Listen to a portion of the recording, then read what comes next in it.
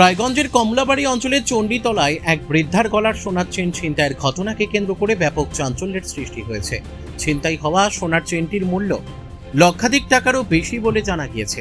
ঘটনাকে ঘিরে এলাকায় আতঙ্কের পরিবেশ তৈরি হয়েছে।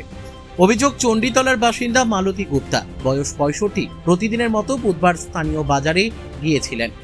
বাজার সেরে বাড়ি ফেরার সময় বাড়ির সামনের রাস্তায় একটি মোটর বাইকে করে আসা দুই যুবক এক ব্যক্তির বাড়ির ঠিকানা জানতে চায়। বৃদ্ধা ওই ব্যক্তিকে চেনেন না বলে জানান। তখন পেছন দিক থেকে আচমকাই বাইকে বসে থাকা যুবকদের একজন তার গলায় থাকা সোনার চেন টান মেরে ছিনিয়ে নিয়ে দ্রুত এলাকা ছেড়ে পালিয়ে যায়। ঘটনার পরই পরিবারের পক্ষ থেকে কর্ণজোড়া পুলিশ ফাঁড়িতে লিখিত অভিযোগ দায়ের করা হয়। খবর পেয়ে ঘটনাস্থলে পৌঁছায় কর্ণজোড়া ফাঁড়ির পুলিশ। ইতিমধ্যেই ঘটনার তদন্ত শুরু করেছে পুলিশ। এই ঘটনায় ক্ষোভ প্রকাশ করেছেন স্থানীয় বাসিন্দারাও। এলাকাবাসী নকুল সরকার বলেন, এই ধরনের ঘটনা অত্যন্ত নিন্দনীয়। দিনের আলোয় একজন বৃদ্ধার সঙ্গে এমন ঘটনা খুবই উদ্বেগজনক। আমরা চাই প্রশাসন দ্রুত দোষীদের গ্রেপ্তার করুক। পাশাপাশি তিনি বর্তমান প্রজন্মের একাংশের মধ্যে নেশার প্রবণতা বাড়ছে বলেও উদ্বেগ প্রকাশ করেন।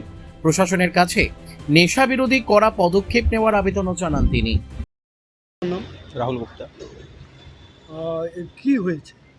ওই আমার মা চণ্ডীতলা বাজার থেকে বাজার করে আসতেছিল, পিছন থেকে এখানে মানে ভিডিওতে যা বোঝা গেল হয়তো ওখান থেকে টার্গেট করে আসতেছিল। এসে এখান থেকে গাড়ি ঘুমায়, কারো হয়তো বাড়ির নাম জিজ্ঞেস করলো, মা বললো জানি না।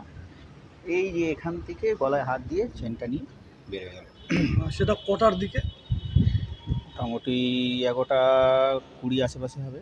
মানে আজকে দিনের বেলা? হ্যাঁ, দিনের বেলা। তো চিন্তাবাদ কেন কি আপনার এই আমাদের পাড়ার মধ্যে কয়েকটা বাড়ি আছে, ক্যামেরা আছে, তাতেও যদি লোক ঢুকে যায়, তাও আবার দিনের বেলা, বাচ্চা কাচ্চা থাকতেছে, এটা তো একটা সমস্যার ব্যাপার। চণ্ডীতলা একটা জনবসিত এলাকা, এই জায়গায় এই ধরনের ঘটনা কিভাবে দেখছেন বিষয়টা? বিষয়টা ভয়ের ব্যাপার। দিনের বেলা যদি এরকম হয় তাহলে রাত্রেবেলা মানুষ কী হবে? দিন দাঁড়িয়ে গলা থেকে যদি হাত দিয়েছেন তুলে নিয়ে যায়, তাহলে রাত্রেবেলা মানুষ কীভাবে বের হবে? এই বিষয়ে থানায় জানিয়েছেন? হ্যাঁ, থানায় আমরা জিটি দিছি। ওরা বলছে ভিডিওটা বের করুক, বের করে আবার ভালো করে দেখবে ওরা। কী হোক, ধরা পড়ুক, যে নিয়ে গেছে তাকে ধরুক তাকে। বাইরের তো হবে না, আশা করি আশেপাশেরই হবে। আমার নাম নকুলচন্দ্র সরকার। খুব একটা নিন্দনীয় ব্যাপার এটা। এইভাবে যে ঘটনাটা ঘটা, মানে আমি বাজারের সামনে ছিলাম, আমি বাড়িতে ছিলাম না, আমি আমার দোকানের সামনে দাঁড়ায় আছি। মানে যার হার ওই দিদি বাড়িতে ঢুকতে গিয়ে একটা পিছনে মোটর বাইক ওনার পিছনে আসার পরে ওনাকে ফলো করেই করতে আইসা ওনার বাড়ির গেটে আইসা ওনাকে জিজ্ঞাসা করে, দিদি অমুকের বাড়ি কোনটা? তখন উনি বলছে, এইখানে তো কোনো কারোর বাড়ি আমি চিনি না। এইভাবে বলতে ওনার গলার হার ছিল, হারটা ছিনতাই করে নিয়ে পালায়া যায়। আর দুনিয়ার পাতা ঘুরগুলা ঘুরতেছে, আসতেছে, যাচ্ছে। এদেরকে যদি সাবধান করা যায় তাহলে মোটামুটি এইগুলা আটকানো যায়।